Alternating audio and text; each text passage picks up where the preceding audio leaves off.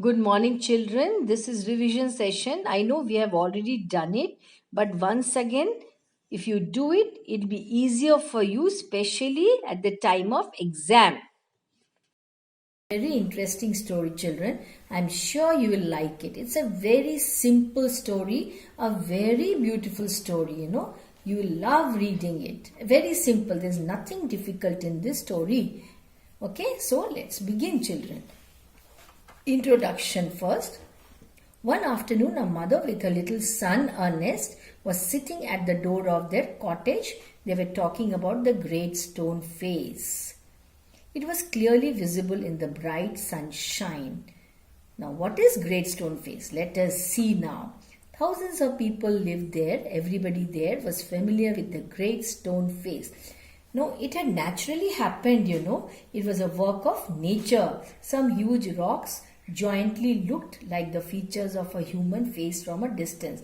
So, when seen from a certain distance, it looked like a human face, as if it is the face of some human being. And it also looked alive. That means what? It looked exactly like a human being. Ernest's love for stone face. The giant face smiled on Ernest and looked kindly. He wished to hear its pleasant voice. But children, can the stone face speak? No, it is made of stone, rocks. It is not a real human being. He longed to see a man with such a face in order to love him dearly. So, what was his wish? Whose wish? Ernest's wish. Ernest desired to see somebody in reality like the stone face. The mother reminded Ernest of the prophecy. It was that a child would be born there. Somebody had predicted, that is prophecy. He would become the greatest and noblest person of his time. Now, in manhood, his face would bear true likeness to the great stone face. The people had waited for such a person, but in vain. In vain means useless. Nobody like the stone face arrived. The little boy hoped to live and see him. The mother strengthened his fancy. Fancy means imagination.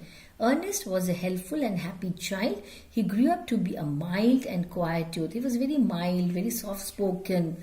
Now, gather gold.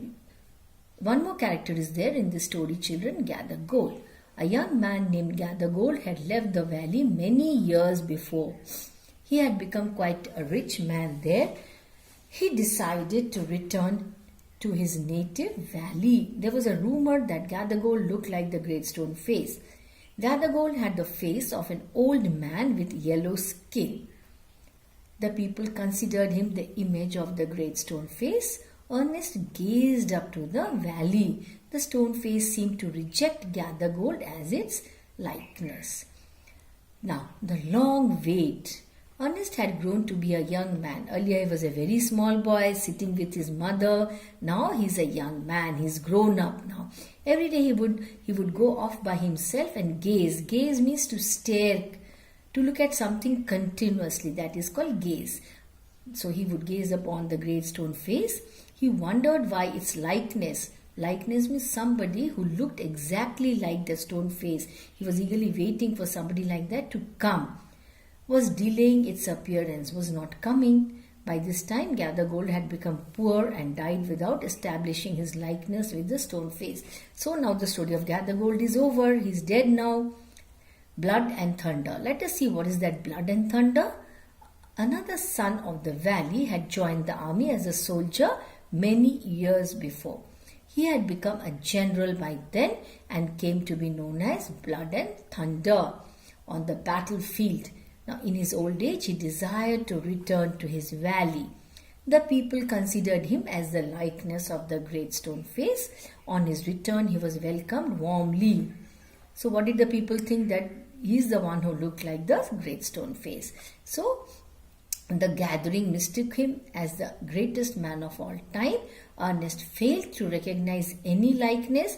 That means Ernest did not find any likeness. He felt Blood and Thunder does not resemble the great stone face.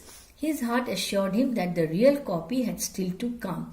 So somebody like him is still to come. So many years passed. This is part 2, children. Okay, many years passed. Ernest was now a middle-aged man. Age brought white hairs upon his head and wrinkles across his face. That means he's an old man now, but it also made him very... So, age had made him wise. He became famous in the valley. Learned men from cities came to see him and talk with him. When Ernest had been growing old, a new poet who was previously the native of that valley arrived there. He had spoken high of the great stone face also in his poem. His songs also reached Ernest's ears. It appeared to him that his face had the likeness of the stone face. Now let us see. The poet too had heard of Ernest's wisdom and wished to meet him. That means they both wanted to meet each other, Ernest and the poet. One summer day he arrived at Ernest's door. Who arrived? The poet.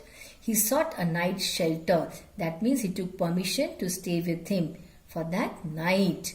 Ernest readily agreed. The two talked together. The poet found his host very wise, gentle, kind and hospitable. Ernest was a very kind man, very wise, very gentle. Ernest looked into the poet's eyes and features. He compared the poet's face with that of the stone face. When the poet asked him why he was looking sad, he told that all through his life he had When the poet asked him why he was looking sad, he told that all through his life he had awaited the fulfillment of a prophecy. And when he read his poems, he became convinced that the poet was the real stone-faced man. So the poet, however, claimed that he did not bear the likeness of the stone face. It was true that he had high dreams in his mind, but sometimes he himself had no belief in those dreams, because dreams are dreams after all, may not be true. The eyes of both were wet with tears. In the evening together they went into a meeting place. Ernest spoke out his thoughts. His words had power because they had depth. Depth means very meaningful. So they were true words of a life of good deeds and selfless love. His face took on a grand expression. The poet cried out that Ernest was the real likeness of that stone face. So Gathergold was not the likeness. Yes, the poet was not the likeness. Who looked like the stone face? Ernest himself. And he was the one who was waiting for somebody like stone face to appear. So he's the one. The people agreed with him. The prophecy was fulfilled. What was the prophecy? The desire that somebody like him should come. So Ernest is already there, but Ernest still kept hoping that some wiser and better man than himself would appear, looking very much like the stone face. So he was still hopeful that somebody wiser than him would appear. Yes. So that's all, children. Now my advice to you: read both the parts. Okay, write down the summary. Okay, children, so this is your assignment. You have to go through the lesson, write down the summary in your notebook, and any difficult word you come across, note down you can write in your notebook the word meanings. Okay, make a separate question. What word meanings? Difficult words, okay, and their meanings. So you can write that also. It will be easy for you to understand the lesson, children. Okay, that's all. Thank you.